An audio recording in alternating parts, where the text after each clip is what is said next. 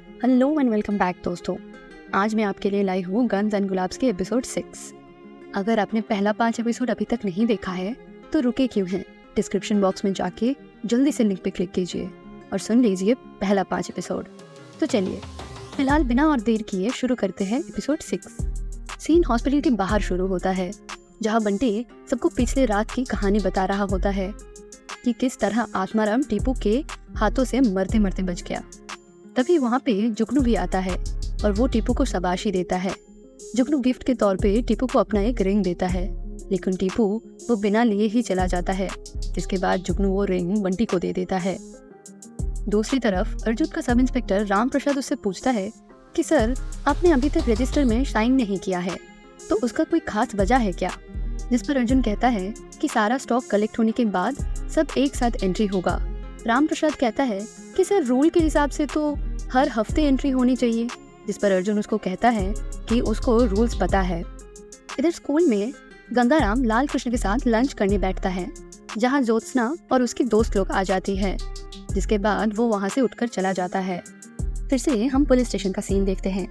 राम प्रसाद काम के बाद जब अकेले घर जा रहा होता है तब अर्जुन उसको लिफ्ट देता है। अर्जुन राम प्रसाद से कहता है कि उसने सुकांतो से डील किया है और इसीलिए वो रजिस्टर पर एंट्री नहीं कर रहा है। जिस पर राम प्रसाद ये कहता है कि सर, आप जैसे ऑफिसर ऐसा क्यों करेगा? अर्जुन उसे कहता है कि अगर उसने ऐसा नहीं किया तो उसका फैमिली, कैरियर, रेपुटेशन सब खत्म हो जाएगा। वो उससे ये भी कहता है कि तुम्हारे पास अभी 2 ऑप्शंस है, या तो तुम मेरे साथ दो, नहीं तो तुम चाहो तो जाके हेड ऑफिस में कंप्लेन कर सकते हो। राम प्रसाद फाइनली अर्जुन का साथ देता है और कहता है कि सर, अगले हफ्ते फैक्ट्री में इंस्पेक्शन होने वाला है, तो हमें जो भी करना है उसके पहले ही करना होगा। स्कूल छुट्टी होने के बाद गंगाराम लेखा के पास जाता है, जो कि उन लोगों की इंग्लिश टीचर है, और उसे ये कहता है कि मैम, मैं आपसे बहुत प्यार करता हूँ और आपके लिए सब कुछ कर सकता हूँ। लेखा ये सुन के बहुत सरप्राइज्ड हो जाती है और वो उसको डांटती है, लेकिन गंगाराम उससे पहले ही वहाँ से भाग जाता है। टीपू और बंटी जब एक जगह कहीं बैठे होते हैं तब वो सुकांतो की गाड़ी जाते देखते हैं और कुछ देर बाद अर्जुन भी उनके पीछे जाता है। टीपू को शक होता है और वो दोनों उनका पीछा करते हैं। अर्जुन असल में सुकांतो से मिलके उसको ये कहता है कि माल रेडी है और शिपमेंट के लिए तैयार है। कब और कैसे शिपमेंट होगा ये उनको बता देंगे। जिसके बाद वो दोनों हाथ मिलाते हैं। टीपू और बंटी दूर खड़ा ये सब देख रहे होते हैं। इधर महेंद्र घर बैठे जुगनू को पुरानी कहानियां सुना रहा होता है कि किस तरह भाई साहब ने नबीद को अपने बेटे जैसे पाला, लेकिन आज वही उनका जान लेने को तुला हुआ है। वो जुगनू को ये भी बताते हैं कि भाई साहब ने पहले तो नबीद को अपना वारिस चुना था, क्योंकि खानदान में कोई भी बेटा पैदा नहीं हो रहा था। लेकिन बहुत मन्नत करने के बाद जब तुम पैदा हुए तब भाई साहब तुम्हारे साथ इतना प्यार से रहने लगे कि उनको नवीद का हाल चाल का कुछ पता ही नहीं था, और अब वो नवीद को अपना वारिस बनाने से इनकार कर दिए। जिसके बाद नवीद और भाई साहब में दुश्मनी हो गई। जुगनू नवीद को कॉल करता है और साथ मिलने को कहता है, जिसको देख महेंद्र सरप्राइज हो जाता है। रात को जब सारे ऑफिसर्स बैठ के दारू पी रहे होते हैं तब टीपू और बंटी उसी ऑफिसर से मिलता है जो कि रजिस्टर में बार बार अर्जुन का साइन लेना चाहता था। टीपू जब पूछता है कि अर्जुन ऐसा क्यों कर रहा है तब वो बताता है कि सबको अपनी स्टोरी में हीरो बनना है।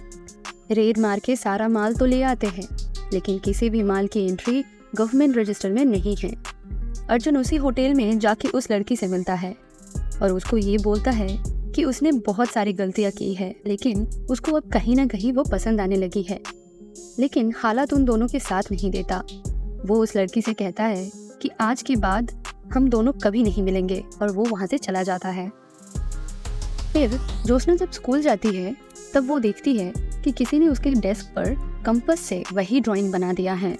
लाल कृष्ण जब आता है तब वो उसको ये ड्राइंग दिखाती है और वो समझ जाता है कि गंगाराम ने ही ये किया है। जिसके बाद लाल कृष्ण गंगाराम को ज्योत्सना से सॉरी बोलने को कहता है। जो वो सॉरी नहीं बोलता है तब उन दोनों में लड़ाई हो जाती है। गंगाराम लाल कृष्ण से कहता है कि मेरे सॉरी बोलने से तो खुश हो जाएगा ना, तो वही सही। जिसके बाद वो ज्योत्सना से सॉरी कहता है और साथ में ये भी बोलता है कि वो ड्राइंग सिर्फ मैंने अकेले ने नहीं बनाई, हम तीनों मिलकर बनाई थी। ज्योत्सना लाल कृष्ण से कहता है कि उसने उसको ट्रस्ट किया था, लेकिन आज उसने उसका ट्रस्ट तोड़ दिया और वो लालकृष्ण से ये कहता है कि आज के बाद मेरे से कभी बात मत करना। मैटर जब प्रिंसिपल के ऑफिस तक पहुंच जाती है तब प्रिंसिपल तीनों को एक अपॉलॉजी लेटर सबमिट करने के लिए कहता है, ज्योत्सना और स्कूल को, और ये भी कहते हैं कि कल अपने पेरेंट्स को बुला के लाना। अंधाराम कहता है कि सर वो नहीं आ पाएंगे क्योंकि उसको पता नहीं कि उसके पापा शराब पी के कहाँ पड़े होंगे और उसकी माँ भी नहीं है। इधर एसपी मिश्रा अर्जुन के पास जाता है और कहता है कि उसको सब पता चल गया है कि वो क्या कर रहा है। उसका आदमी जो कि हेड ऑफिस में काम करता है उसने बताया कि किसी भी माल का रिकॉर्ड्स उन तक नहीं गया है और इधर सारा माल फैक्ट्री में जमा है। मिश्रा अर्जुन से कहता है कि वो जल्दी ही सबके बारे में पता कर लेगा। सीन चेंज होकर जुगनू को देखते हैं जो कि नवीद से मिलने शेरपुर उसके घर जाता है, जहां जुगनू साथ मिलकर इस डील को पूरा करने की बात करता है और पैसा 50-50 करने को, जिस पर नवीद ये कहता है कि 90-10।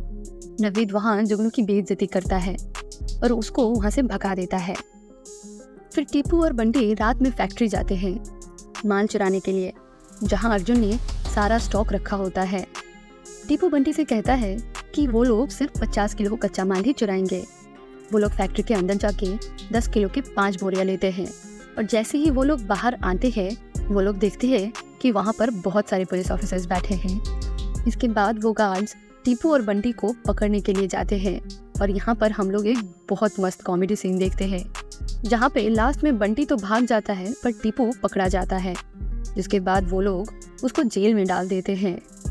अर्जुन जब वहाँ से टीपू से मिलने आता है तब वो उससे पूछता है कि फैक्ट्री में इतना माल रहते हुए उसे 50 किलो माल ही क्यों चुराने थे, जिस पर टीपू ये कहता है कि एक किसान सूर्यकांत जी की अपनी माल हर साल सरकार को देते हैं, लेकिन इस बार गंजी के लोग जोर जबरदस्ती उनका माल उठा लिए हैं।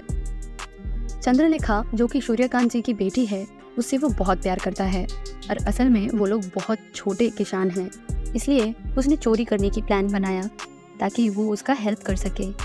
अर्जुन कहता है कि तुमने बस एक लड़की के लिए इतना सब कुछ कर दिया, इस पर टीपू कहता है कि जी सर, एक लड़की जिसको हम बहुत ज़्यादा प्यार करते हैं और उसके लिए वो सब कर सकता है।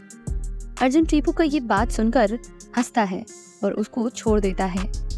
बाद में जब टीपू को ये पता चलता है कि जुगनू नवीद से हाथ मिलाने गया था तब वो बहुत ज़्यादा गुस्सा हो जाता है और कहता है कि वो अपना दोस्त का मौत का बदला ज़रूर लेगा और इसके बीच अगर कोई भी आया तो वो उन सबको मार डालेगा, चाहे वो गंजी ही क्यों ना हो। टीपू बंटी से पूछता है कि तू मेरा साथ देगा कि नहीं, जिस पर बंटी ये कहता है कि तू बस प्लान बता कि आगे क्या करना है। और इसके साथ एपिसोड 6 भी खत्म होती है। तो दोस्तों, कैसी लग रही है ये स्टोरी कमेंट सेक्शन में ज़रूर बताइए और पूरी की पूरी सीरीज़ कंप्लीट होने तक बने रहिए हमारे साथ।